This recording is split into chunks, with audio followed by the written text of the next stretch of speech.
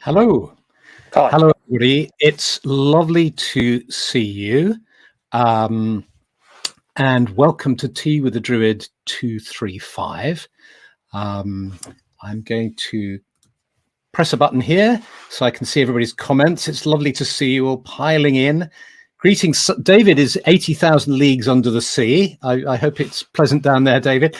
And cloudy Dallas, cold Cornwall, Mount Shasta, Bulgaria. How wonderful. I love Bulgaria. Kevin Hotwood.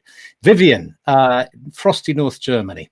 Pender Island, Lower Michigan, Limerick. Fantastic. Lovely to see you. That's just wonderful. So as everybody gathers in the forest clearing for our evening, I'd love it if we could just hear how you're feeling. Just tune in just for a second, and then just spontaneously allow a word to arise that perhaps articulates where you're at. And that's a lovely way that I and my guest Simon, who's with me, who I'll introduce in a minute, can get a feel for who we're with, and it just gives us a sense of how everybody's doing. Too hectic on a Monday, homesick, peaceful, wonderful. It's a beautiful day. Linda Joan, hooray. Pascal is feeling contemplative, happy and blessed, but cold. I know the feeling. Introspective, peaceful and inspired, busy and a bit stressed, hopeful, cheery from the snow, hooray, sleepy, content. Friends just died from COVID. I'm so sorry to hear that. Pagan Jester, anxious. I'm trying a new medicine tomorrow and I'm worried about the side effect. I'm sorry to hear that too. Just finished a sophrology exercise. Lovely. Tired but hopeful but confused. Playing with the children. Grateful for the snow. Hooray. Trees. Calm. Put twinkly fairy lights up. Chilly but relaxed. Exhausted and longing for home. Okay. Well, that's good to hear from you. And as always, we have the whole range of emotions and experiences too. Good evening from Finland. We're in a blizzard at -11 and it feels like -19. Gosh. Kathleen's just come for a walk around San Francisco Bay shoreline. Okay. Well, look, everybody's welcome here. Everybody's welcome. And through the wonders of the internet, we're able to meet together. And I have just spent a wonderful half an hour listening to a broadcast that went out on Druidcast 12 years ago. And it's an interview with a member of the order, Simon Emmerson, who is a musician and record producer.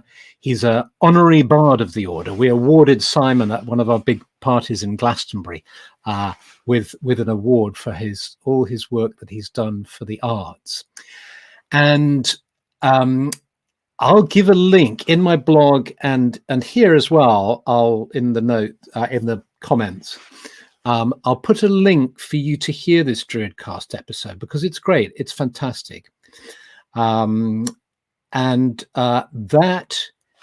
tells you in it, Simon is being interviewed by Dave the Bard, and he tells his story of how he came to the order, how he found Druidry, but his kind of musical autobiography, really, starting in punk, his 30 seconds membership of the band Scritti Politti, and then his dive into the world of music. And Simon is here again. We've got him online, and with a magic button, I'm going to press a button, boop, and there's Simon. Hello. And let me unmute you. Simon, say something so I can check the mic. Hello, lovely to be here, Philip. Great to see you, Simon. That's lovely. That's fantastic. And so let me just check with you first of all, that Druidcast episode that I listened to, it's so long ago, it's 12 years ago. Did you do another one with Dave, or is that the one you... No, I can't remember. I think I might have done two. I can't remember. I know it was fairly extensive. You know, it was, yeah, he'll know. Anyway, it was, I did a search, and I think that's the only one I could find. If I find another one... Then that'll be it, yeah. Yeah, I did one before that, but it was written. It was like a quick Q&A. Oh, right. Yeah. But I think it's fantastic, and one of the, if I can, there's so much to talk about, but if I can just remind you of one bit in that interview, a little bit of your story that I'd forgotten, which was, you know, that classic thing of, well, not classic, this unfortunate thing of about to get into the big time, because Peter Gabriel sang on one of your Afro Celt's tracks, and he did a graphic, he created a video, and it was called, was it Falling? When You're Falling. When You're Falling. And he did this video of himself falling through the sky.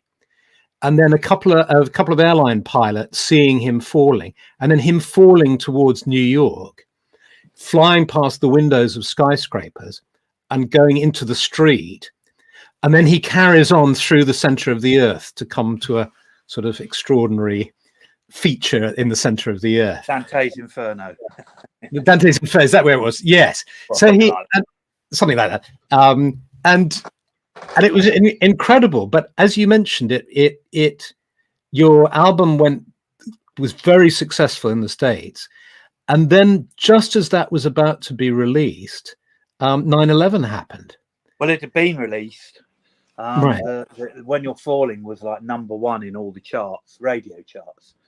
So we were getting very strange messages from our manager, like, you know, we're #1 on college radio above the Rolling Stones and Eric Clapton. Sentence I never thought I'd hear. Yeah. And the video came out, and it was going to be on heavy rotation on MTV when MTV was going, and then 2 weeks later 9/11 happened, and we had to pull the whole thing. So we pulled the single and we pulled the video, because it would have been very insensitive to have kept it out there in the public realm. Exactly. Yeah. How unfortunate. Well, you know, I could still be touring America playing that track now.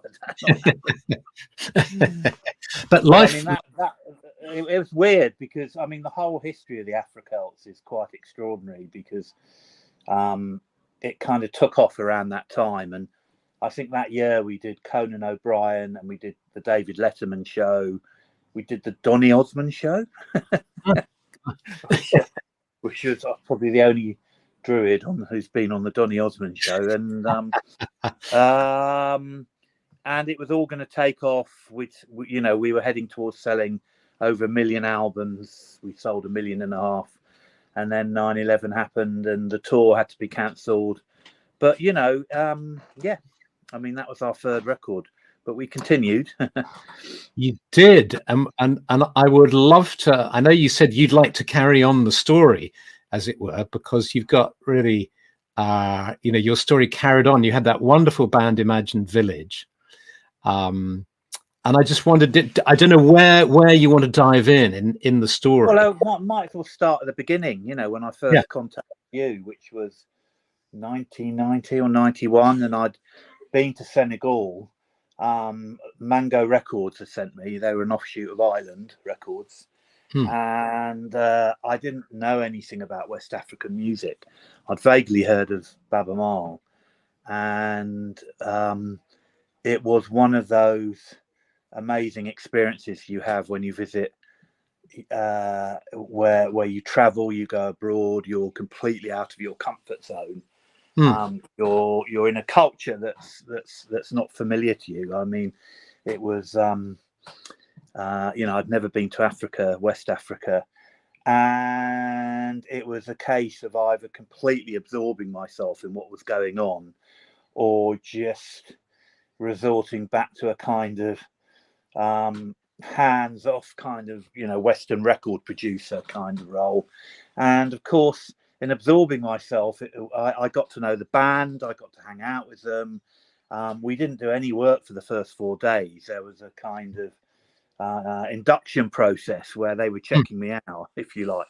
And then one night, after the 4th power cut in the studio, when I was planning to record the band, and they were all there with their entourage, Baba Maal sang this song called Dandalenol, which was at the time, which is an ancestral invocation, and that was his way of kind of just giving me a little bit of a gift, really. And as he was singing it, myself and Mark, the engineer, had this extremely profound experience of being in the presence of something that wasn't, otherworldly. And I didn't really have the framework to think about it at all, to rationalize it. All I remember thinking was, I'm not going to freak out, I'm not going to kind of do what the kind of Western missionaries did when they were faced with kind of something that's deeply, ancestral and magical. And I also felt it was very benign, but we were definitely in the company of a spirit, of a light. And it helped because Baba Maal's wise men were there, and they were all rocking backwards and forwards and kind of encouraging the vibe. And he sang this amazing song called Dandalenol, The Voice of My Race, with Cowding, the kora player, who joined the Afro Celts. He was our original kora player, and then sadly died. And I took that back to London. And the thing about the song was that I felt a deep connection with it. I felt it was kind of resonating from a place that I wasn't unfamiliar with.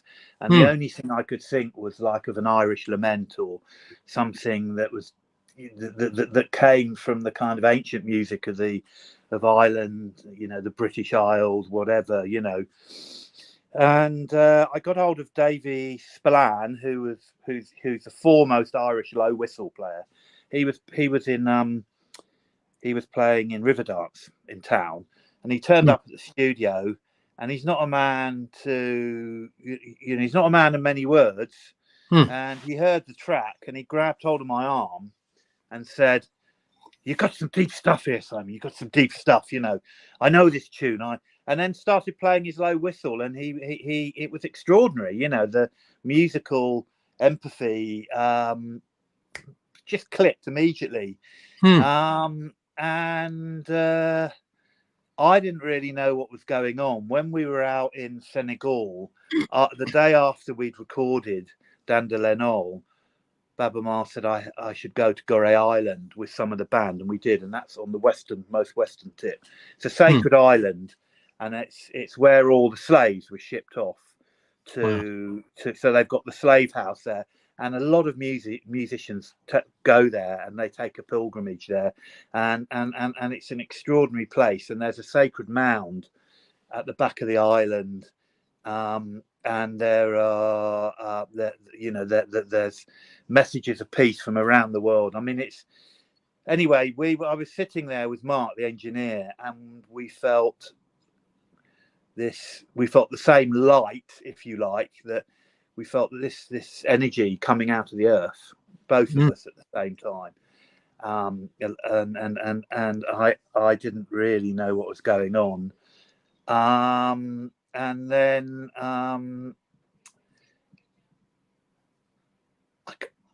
when we were in London, Davy Spillane said to me, "I've got to take you to the Burren on the west coast, which is where he lives.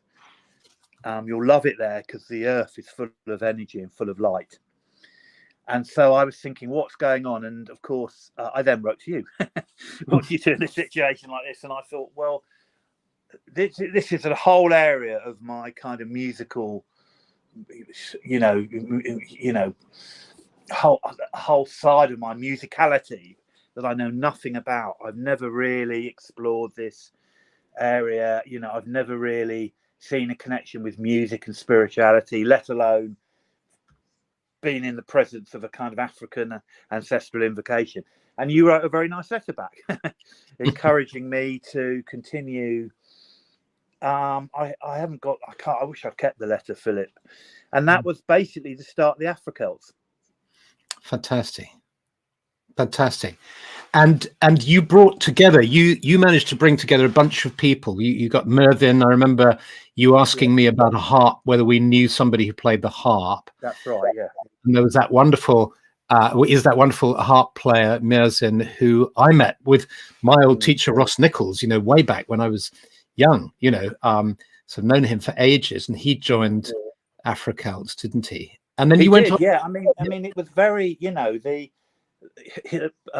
Jamie Reid as well, the artist. So when the studio I was in was full of these incredible swirling alchemical symbols from Jamie Reid, and I sent him the track.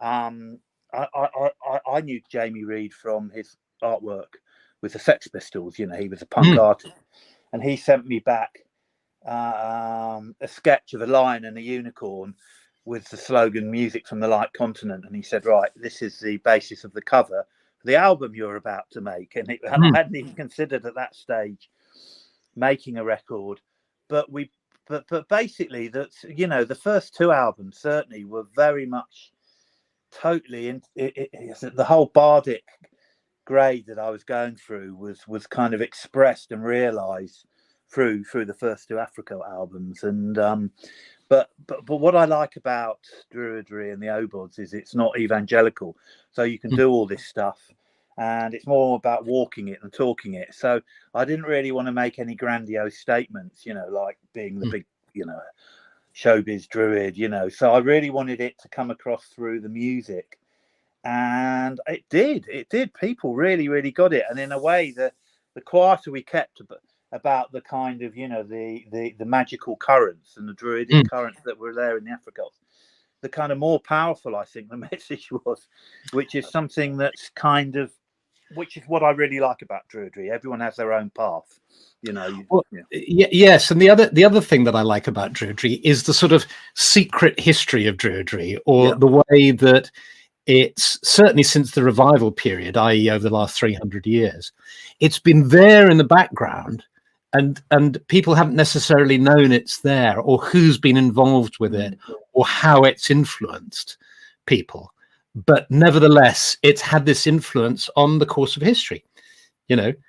Yes, of course. Yeah. I'm just going to go and plug this in next door. I'm sorry. This is... No, that's right. Somebody's made a comment that I'm very dark. I've had such trouble with my webcam. For those of you who are wondering why I'm in the gloom, and my screen broke, and let's see if I can brighten it up. I don't know if that helps. But there we go. I don't know. Anyway. Whoops. Simon's unplugged himself, and I'm back. I'm back on my own. So Simon is a dear friend who's been involved in Druidry for at least 30 years. And if you don't know the Afro Celts, do have a listen to their music. It's quite extraordinary. And when the the first album was launched, we had a Druid ceremony, a sort of mixture of people from Africa and representing Druidry, sort of doing a wonderful crossover, handing across instruments, a calabash, and it was quite stunning. And you're back. There you are. Okay, let's do that. Right. Okay, lovely. So yes, where do you want to go now? I'm full of the story because I've just listened to it literally a minute ago, and somebody I noticed in the comments section has said that she's a big fan of the Afro Celts, and she's listened to that interview, and I'm sure other people have as well. But what tell us, you in the podcast, you've probably forgotten because it was a long time ago now. You had got sorry? I can't remember anything about it. No, you can't remember. Okay, yeah. Well, we're listening. You get to the point where you've just met Mark Constantine, who owns Lush, and you do a gig with the Imagined Village another wonderful band that you put together. And in it, you had a competition. I remember that. We saw it in Brighton at the Dome in Brighton. And you had the bird quiz in the middle of the gig. It was wonderful. Tell us about that, and then tell, because you've been through a difficult patch since then, haven't you? Yeah, you know, I mean, at the time that the Imagine Village were on tour, we just won an award at the Radio 2 Folk Awards, and the Imagine Village was very much me looking at my English roots and English identity. There was quite a strong political agenda there, because Billy Bragg was in the band and he wanted to reclaim the flag of St. George from the far right. And he felt that it was, you know, that this whole thing about if you're patriotic and you're English, you're somehow, you know, some kind of, you know, Nazi football hooligan. And he wrote a book called The Progressive Patriot. So it was very much an exploring English identity. And we had, you know, we had folk royalty. We had the Martin Carthy and Eliza Carthy. And my role in that was, you know, I kind of imposter syndrome a bit. So my contribution, I thought, would be as a bird watcher, because I'm a very keen bird watcher. And as a Druid, birds are very important, you know, the flora and fauna. And I moved down to West Dorset, out of Hackney, East London, and the bird life around here is great. And so I invited my local bird group down, and in the middle of the set, we showed this video that I'd made, and there were some birds in it, and the audience had to identify the birds. And it all sounds a bit mad, and it's not particularly rock and roll. It's not the kind of thing I could see you two doing or whatever, but people loved it. And Mark Constantine was there, and he's the managing director, well, the CEO of Lush.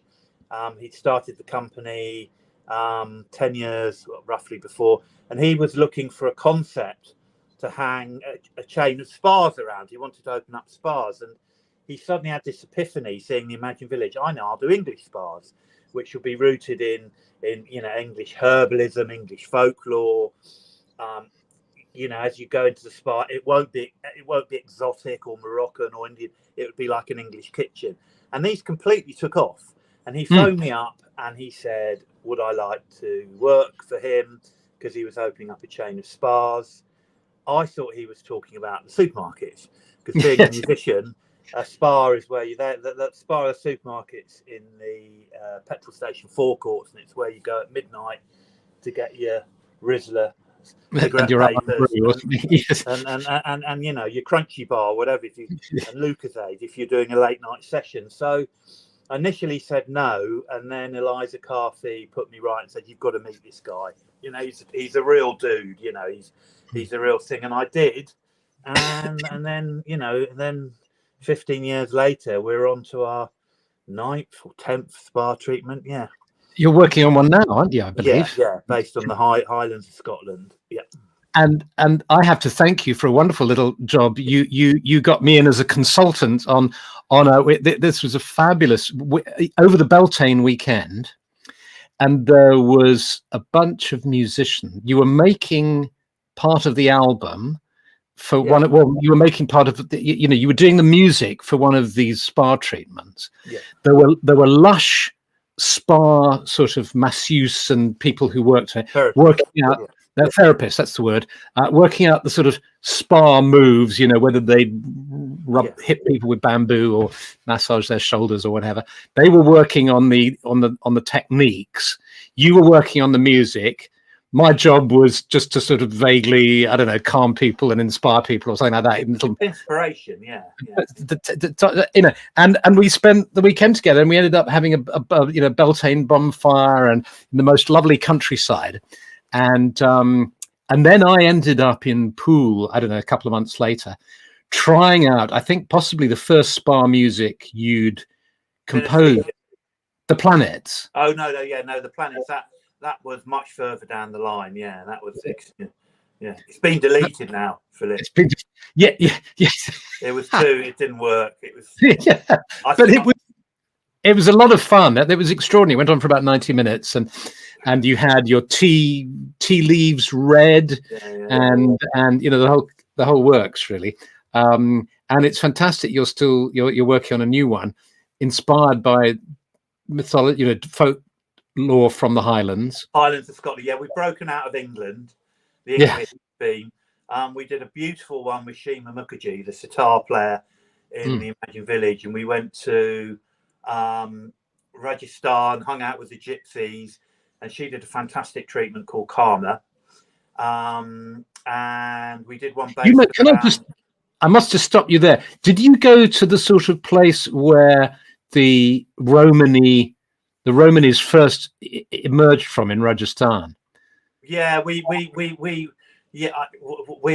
in that area. I mean, these were the proper gypsies. They were amazing, and we recorded with them. And well, that's fantastic. Steph and I were married there in Rajasthan, because I mentioned to somebody that Stephanie probably had Romani blood in her, and we were immediately whisked off in this wonderful sort of way that happens, when you're and we had a spontaneous wedding in this wonderful sort of Romani context. Anyway, so you were there in that area too. That's fantastic. Well, actually, one of the treatments, one of many that we've done, and it's been an amazing 15 years. I mean, Lush are a fantastic company. It's great because the concepts of Druidry are very much applied throughout Lush. I mean, it's got fantastic green credentials. It's got a fantastic ethical philosophy. But with spas, it's not just, turning up and being massaged and listening to some, not very good wafty new age music. I mean, it is very immersive. I mean, I like to think of them as sound installations, because the music and the massaging and everything is all integrated, and I mean, they can be quite profoundly transformative. I was terribly impressed when I went, when I did that work for Lush, and then we had another few meetings, and I tried out a massage, and I was amazed at the amount of work that is put into them. As you say, they could easily throw something together quite quickly, but they spend a lot of money and time getting people like you, who are really good at what they do, to create something very special. They don't have an advertising budget. They've never placed an ad. I had a brief period when I was doing ads, corporate ads, just actually, funnily enough, just before I went to Africa to work with Baba Mal, and I had, one of these classic crossroad decisions. Do I veer off into the corporate world of advertising, or do I chuck all that up and go to Africa? And obviously I took the African path, and it was extraordinary. But in a way, that kind of moment in Africa, before the Afro Celts were formed, when I was sitting in a studio recording Baba Mal, I can trace a huge amount back to that. And I think that having Druidry there as a practice, as a context to make sense of what I was doing, was incredibly important. And not least because in Africa, West Africa, they have a tradition of the griots, and the griots are musicians, and they are bards. I mean, if anyone disputes the existence of the bardic tradition, if anyone says, well, it's all made up, by the late Victorians or whatever, it was all kind of this, attempt to romanticize and create a kind of false history, blah blah blah. Anyway, in West Africa, it's there. It's as a living tradition. In the griots, they're trained to sing the ancestry of anyone. So if you're at a wedding or a funeral or a birth, the griot would come along and sing literally the ancestry, that the parents, the grandparents, and turn that into a song that they've also traditionally mediated at times of war and conflict. And so Nafali Koyate, who is one of the founders of the Afro Celts, who is a West African Griot, calls himself an African bard. Yeah, fantastic. And how did well, I think it's a good example. Excuse me, it's a good example, isn't it, of how it works out with song lyrics, with poems, with any kind of text. When you're in the right space, when you're in the right frame of mind, or the appropriate frame of mind, it makes sense. If you're not quite in that frame of mind, it doesn't work. Which is why you can pick up a book and read it, and it's fantastic, and then you pick it up 5 years later and it doesn't work for you, you know. And I know exactly what you mean about the Druid's prayer, because it can seem really clunky and old-fashioned in some way, really Victorian in some way. And for me, the secret is in saying it really slowly, because if I sort of bash it out quickly, as unfortunately does sometimes happen in Druid ceremonies when we're all together as a group, I have to sort of savor it and let its meaning sort of drop down into me. And it's interesting that the phrase justice, and the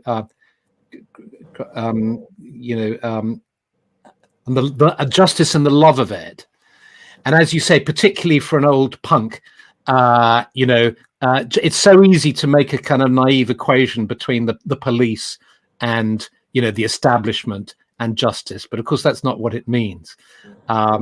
It's the justice that we talk about when we talk about justice for all people on the earth, and the and human rights and the rights of nature and so on. And then it becomes incredibly powerful when you realize when you pray for justice at that level, when you see sure, it was really good for me. I mean, I'm lucky because I walk out my house and I walk up the hill the back of my house, and that's the highest point in Dorset, and there's a beautiful hilltop grove where I go. And I was, during the dispute, I was up there and I'd say the prayer, cast a circle, and do it very slowly, but it gave me a chance to really think about what is justice, and the fact it was a love of justice, is important, as opposed to fighting for justice or the triumph of justice, or so it didn't have so it made me think a lot about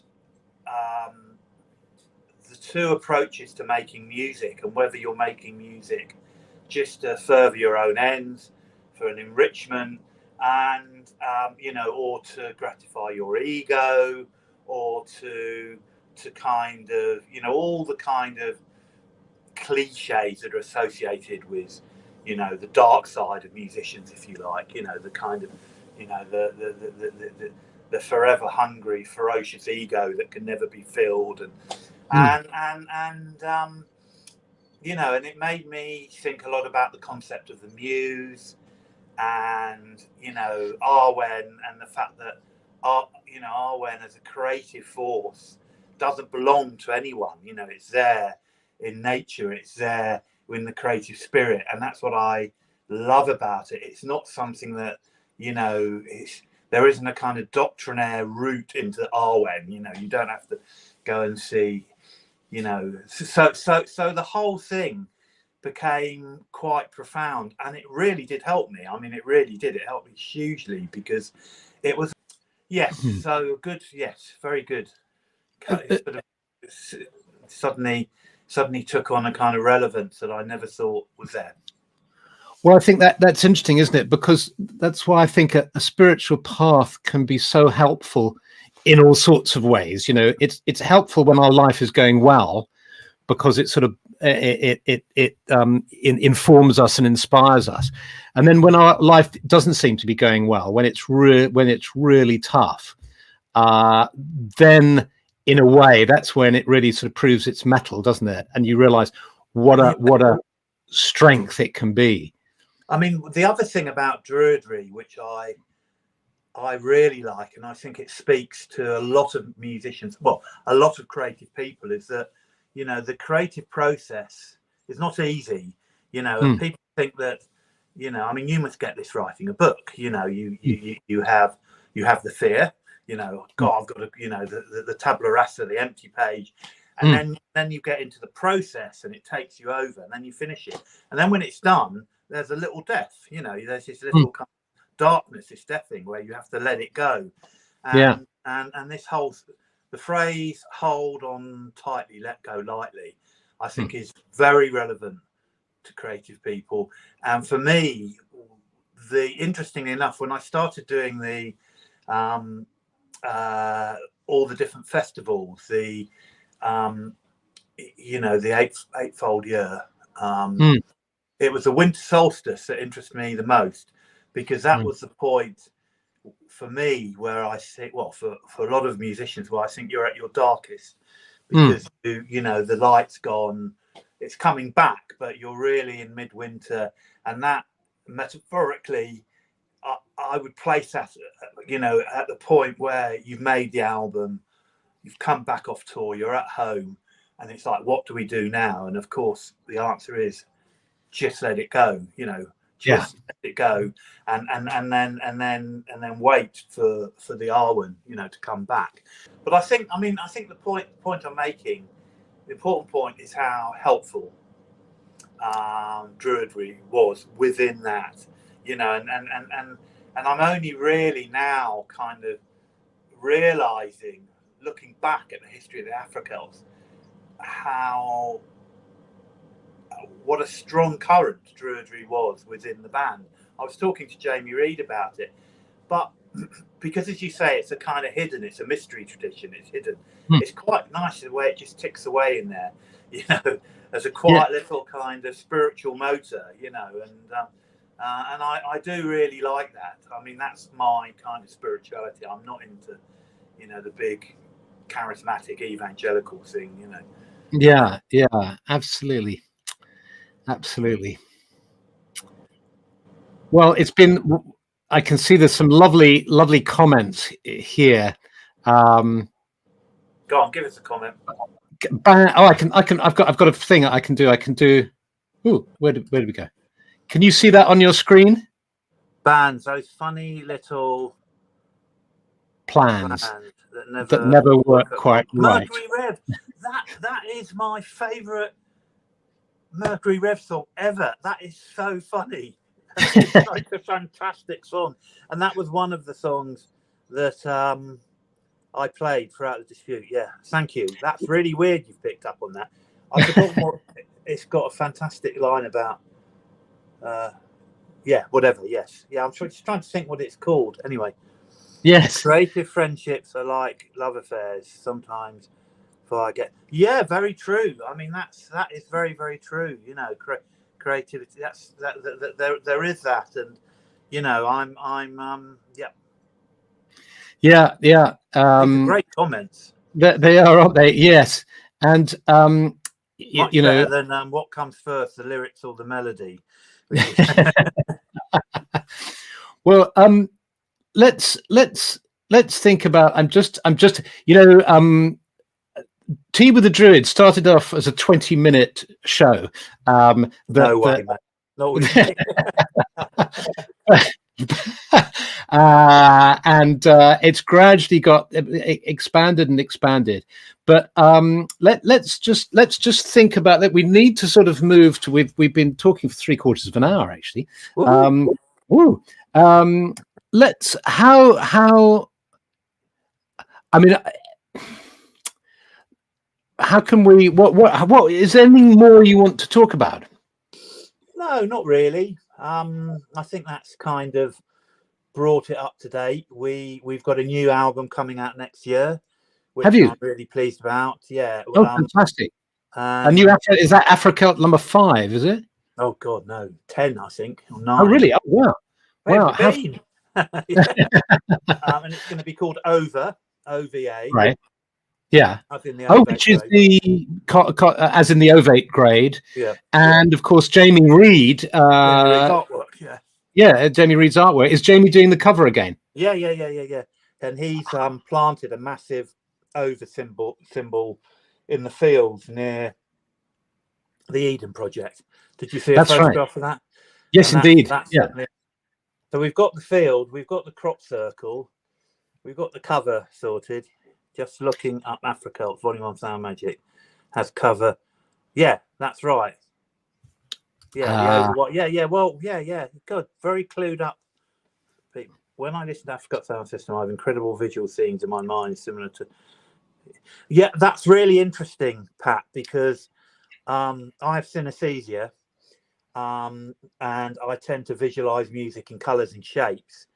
But a lot of our music is, well, I'm glad, I would like to think it's deeply shamanic. It's used a lot by artists and used a lot by dancers as well, actually, funnily enough. But by dancers, yes. Yeah, huge amount of dancers use it. Huge. Yeah. Well, that's fantastic. I'm going to put in here, because look, you'll see this comment here about the podcast. I'm now going to type in the link to this podcast, because if you've been enjoying our chat together, you will really enjoy this. This is episode 35 of Druidcast. That link that I've just pasted in takes you to the Druidcast page, and then just scroll down to episode 35 and listen to it. And it's a great interview. I'm trying to work out how to take this comment off now that I've tagged it. There we go. So how about we finish, Simon, with it's always good, I think, to finish with a little brief meditation, a little kind of tuning in. If I just say the Druid's prayer, some people may not be, so we can imagine we're all sitting in this sacred grove, this clearing in the forest, so beloved of Druids, a place where we feel at one with the earth and the sky and the trees around us. And sitting in the grove where we have the companionship of our fellow Druids and friends sitting around us, perhaps the companionship of the ancestors and of the animals and the birds. And as well, we have the healing energy of the earth. And let's just tune into it now. Imagine that you're seated in the grove, just really comfortable, and you feel the energy of the earth beneath you. And the earth just allows you, just absorbs any kind of stress or tension. Just as you breathe out, it can all just drift into the earth. And as you breathe in, you can breathe in the healing stability of the earth, the energy of the earth. And you become aware of the roots of the trees in the earth and the wonderful way in which all the trees are connected through the mycelium, the mushrooms, the fungi, and through the roots themselves. They're all part of this community of the forest. And you feel the strength and protection of these trees, our brothers and sisters, standing around us, breathing in their energy. And you become aware of the sky above you. And as you breathe in, the energy of the sky meets the energy of the earth within the center of your being.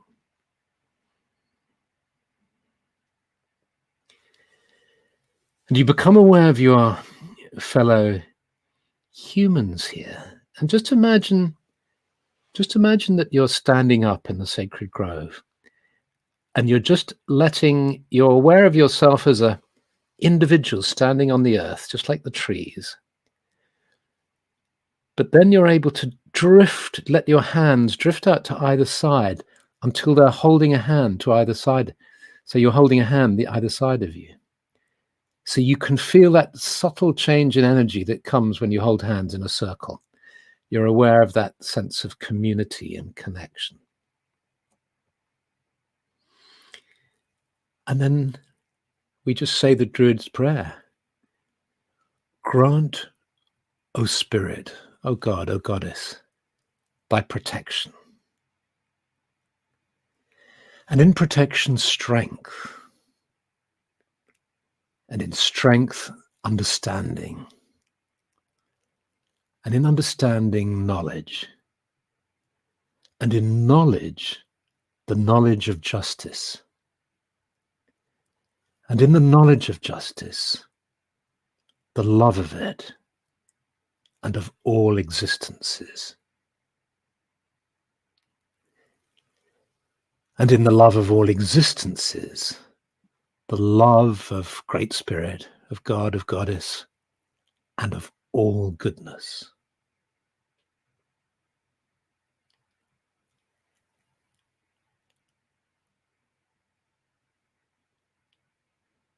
And then feeling that connection with the deep past, with the ancestors, with the generations to come, because the songs of our ancestors are also the songs of our children. You gently let go of the hand to either side of you, and then you just imagine kneeling down and placing your palms on the earth, sending your love to the earth. May the earth be blessed. May the land be blessed. May all life be blessed.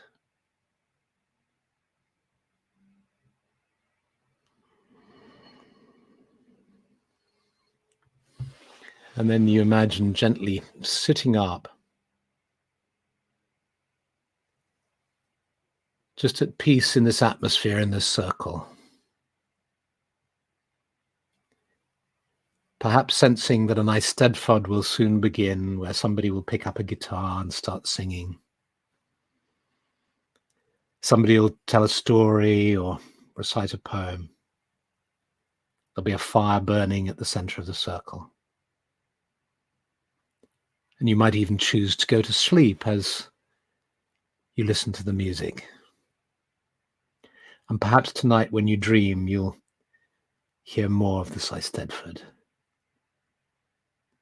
But for now, just allow your awareness of this scene to gently fade as you gradually become aware of being seated here in front of your screen, fully present, here and now.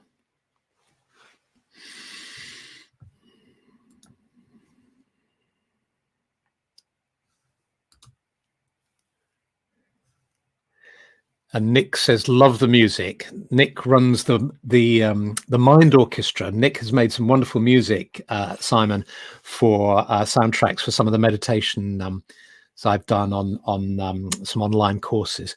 Loves the music. Loved the music since the 1990s. Big inspiration of mine. Yeah. Well, thank you so much, Simon. Thanks. It's been great having you. I'm going to unmute you. Sorry, I muted you during the meditation. I've unmuted you. Thank you so much. We really look forward to that next album. Yeah. And might see you in Glastonbury at the next Eisteddfod. That would be fab, wouldn't it? That would be so fab. We had it all sorted, didn't we? And then lockdown. We had it. I know Simon was going to come with. Nafali was going to come over and everything. Yeah. Yeah, I booked the accommodation. That's right. And we had 600 tickets that people had booked. And then, of course, COVID hit and all changed. Yeah. Anyway, look, lots of love to you, Simon. Yeah. And thank you for everyone who's been watching and posted such amazing comments, especially the one about Mercury Rev, which is, I'm going to go and listen to that track now. Fabulous. Okay, well, goodbye, everybody, and see you next week on Tea with the Druid next week. Lots of love. See you then. Okay. Bye. See you. Bye.